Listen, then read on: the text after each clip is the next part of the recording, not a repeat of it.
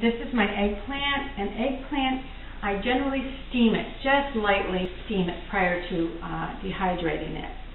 And that would just be for just a few minutes, just to tenderize the outside of the skin, but not for a long time or it'll get really mushy. Now over here, this here is the summer squash I dehydrated. And this is the one I told you that you need to just steam it just for a short period of time, just so the skin's not soft. And you can see, if you steam them too long and you dehydrate it, some people say that on the zucchini and the summer squash, that it gets too mushy. Same thing with the eggplant, it'll get too mushy. The dehydrated foods will keep for a really long time. The shelf life is almost sometimes indefinite. There's people that say it lasts up to 30 years on the shelf, and they're very serious about that. So I don't have any problems with it not lasting or mildewing. And the reason I don't is because it's really important that your food is 95% dehydrated. And you want to remove as much moisture as possible. Now remember, 95% or more. And how can you tell if it's 95% dehydrated? Very easy. If you just come over here and look a little closer, and you listen, you're going to see how it does this. It doesn't stick together. You don't want it sticking together. It's nice and dehydrated. Same thing. Everything here. You can almost hear it clicking. Here are your mushrooms that are dehydrated. I buy the sliced ones when they're on sale, and I throw them all on the tray and I dehydrate them. When I'm cooking, it makes life easy. I just grab a handful, don't have to worry about going to the store. But if you hear everything here, you're going to want this sound. Even my orange, you're going to get that plasticky sound. You have your bananas here. Here you have the apples that I just sliced, and I'm going to show you how I did that too. Okay. First of all, I'm going to get this out of the way. One of the things I want to tell you is that try not to use salt while dehydrating your food. The reason why, when you rehydrate your food after using salt, it takes a little longer. So if you have leftovers, like broccoli that has been salted, and you want to take the leftovers from dinner and dehydrate them, you can do that. But it's always best to salt your food when it's on the plate and not when it's in the dish. Okay, so what I have here, move these out of the way. This is an apple peeler. Now I go to the farmer's market and I'll get a bushel basket of apples that have been dimpled for $5. And then I'll come home and I'll simply, it doesn't take me long at all,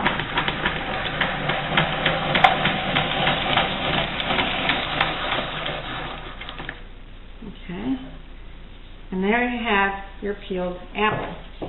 And it looks like an accordion like this. And then what you do is you take your apple and you just simply slice it like this.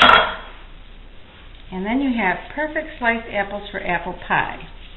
But you have to process this by spraying it. You have to spray it like this.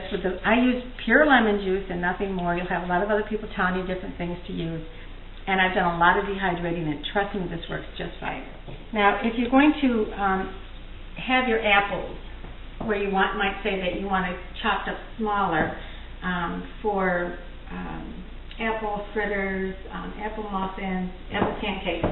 What I do is I just come over here and put them on my chopper, like this, and chop them like this. Works great.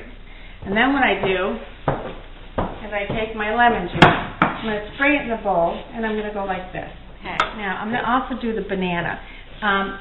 When you do the banana, if the banana is very green and you process it with lemon juice or ascorbic acid, especially ascorbic acid, and it's too green, what will happen is that banana will turn a little pinky, but it's still good to eat, there's nothing wrong with it, so you can just go ahead and do that. Bananas, the same thing. People use honey and different ways of processing it. I use straight lemon. Things you don't want to spray with your lemon juice. Never want to spray your broccoli with the lemon juice. It'll burn it. It'll turn brown. And you don't want to spray your spinach or any leafy green thing with your lemon juice.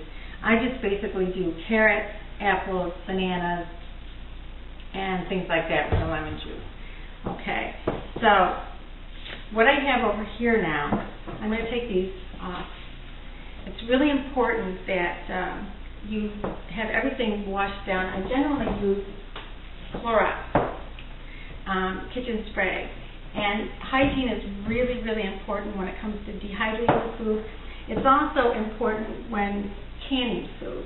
And the better hygiene you use, the better the storage will be on your food and the less spoilage you'll have. So it's always important that you use really good hygiene. So I always wash my countertops off with antibacterial wipe or the Clorox kitchen spray. And I always use latex gloves. You get a whole box of them, $4. I use vinyl gloves. I'm allergic to latex, but you can use latex if you're not allergic to them. But I use vinyl gloves. The other thing is when you're handling your food, you don't want the oil and the moisture from your hands to go back into your dehydrated food, because then it's going to contaminate the rest of the dehydrated food, especially if you put it back in the jar. Okay? Now, corn. If you get corn off the cob, then you're going to want to steam it first and process it to lock in the enzymes. And the enzymes in the food is what decomposes the food, so you want to lock that in there. So what I have over here, this is my tray. Okay. What I do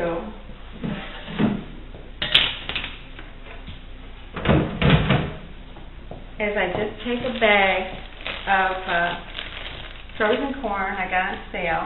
I think I paid 68 cents a bag for these. And this is 1 pound right here. Now that 1 pound of corn, you just throw it on the tray like this, frozen. You don't have to worry about thawing it out or anything. Just throw it right on there, frozen. Smooth it out like this. Don't worry about it if it's on top of each other. Some people say it's got to be perfectly. That's nonsense.